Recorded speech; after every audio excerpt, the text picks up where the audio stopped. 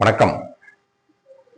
காங்கிரஸ் கட்சி விஜயோட கூட்டணி வச்சிருந்தா விஜய் ஓரளவுக்கு ஓட்டு பலனை அனுபவிச்சிருப்பாரா, இல்ல ப்ரூவ் பண்ணிருப்பாரா, இல்ல குறைஞ்சபட்சம் ஆளுங்கட்சியா வரல அப்படின்னா கூட எதிர்வரிசையிலாவது உட்காந்துருப்பாரா அப்படின்னு கேட்கிறவங்களுக்கு நல்லா புரிஞ்சுக்கணும். காங்கிரஸை பொறுத்தவரை இன்றைய சூழல் திமுகவோட இருக்கிற வரைதான் அதுக்கு ஒரு நல்ல மரியாதை இருக்கு. திமுக விட்டு வெளியே போச்சுன்னா ஒரு இடம் கூட தேராது, பலத்த அடி வாங்கும். ஏன் அப்படின்னா காங்கிரஸ் இன்றைக்கு அதோடைய செயல்பாடுகள், அந்த காங்கிரஸ் கட்சியினுடைய தலைவர்களாக இருக்கக்கூடிய எவ்வளவு பெரிய தலைவர்களாகட்டும், இன்னைக்கு அவங்களுடைய செயல்பாடுகள் எல்லாமே பாத்தீங்க அப்படின்னா ரொம்பவும் குறைச்சலா காணப்படுது. பிலோ ஆவரேஜ் அப்படின்னு தான் சொல்லணும். இப்படி இருக்கிற பட்சத்துல இவங்க திமுகவோட இருக்கிற வரையில் தான் காங்கிரஸ் கட்சிக்கு தமிழ்நாட்டில் குறிப்பாக மரியாதை இருக்கும். இவங்க வேற எந்த கட்சியோட கூட்டணி வச்சாலும் சரி, டெஃபினட்டா படு தோல்வியை சந்திப்பாங்க.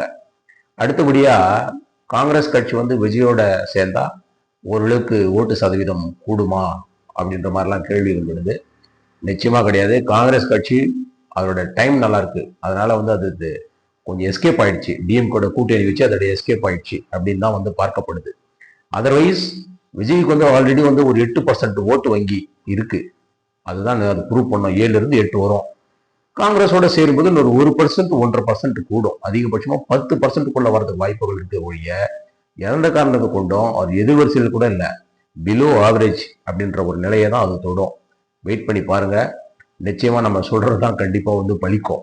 இது ஆர்வமெல்லாம் கிடையாது. கள நிலவரம் இப்படிதான் இருக்கு. காங்கிரஸ் கட்சி இன்னைக்கு பெரிய அளவுல ஒரு ப்ரூவ் பண்ற அளவுக்கெல்லாம் அந்த ஓட்டு வங்கியெல்லாம் கிடையாது. டிஎம்கேட இருக்கிற வரையும் எந்த கட்சிக்கும் பெரிய ஒரு எதிர்பார்ப்பு இருக்கு. அந்த கட்சிக்கு ஒரு பெரிய செல்வாக்கு இருக்கு அப்படின்னு தான் நம்ம பார்க்க முடியுமா ஒழிய, டிஎம்கே விட்டு வெளியே வந்தீங்க அப்படின்னா அரசியல் அனாதைகளாக்கப்படுவீங்க. நான் அடிகோடிட்டு சொல்றேன், அரசியல் அனாதைகளாக்கப்படுவீங்க. திமுகவோட இருக்கிற வரையும் தான் எந்த கட்சிக்கும் மரியாதை அப்படிங்கிறத திரும்ப திரும்ப நம்ம வலியுறுத்தி சொல்றோம். காரணம் என்னன்னா, இது ஒருதலை பட்சமெல்லாம் கிடையாது. பொதுவான ஒரு பார்வை, கள நிலவரம் இன்னைக்கு அப்படிதான் இருக்கு தமிழ்நாட்டில்.